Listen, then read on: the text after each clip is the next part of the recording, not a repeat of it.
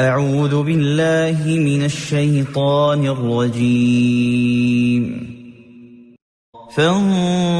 فانطلقا حتى إذا أتيا أهل قرية استطعما أهلها فأبوا أن يضيفوهما فوجدا فيها جدارا يريد أن ينقض فأقامه. قال لو شئت لاتخذت عليه أجرا. قال هذا فراق بيني وبينك سأنبئك بتأويل ما لم تستطع عليه صبرا.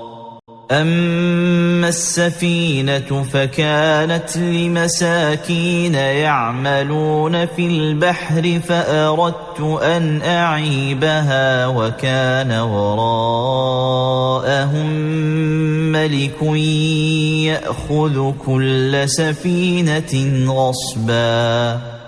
وأما الغلام فكان أبواه مؤمنين فخشينا أن يرهقهما طغيانا وكفرا فأردنا أن يبدلهما ربهما خيرا منه زكاة وأقرب رحما.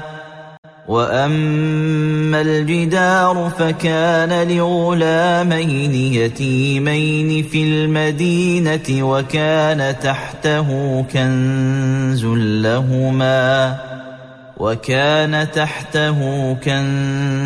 لهما وكان أبوهما صالحا فأراد ربك أن يبلغا أشدهما ويستخرجا كنزهما رحمة من ربك وما فعلته عن أمري ذلك تأويل ما لم تسطع عليه صبرا.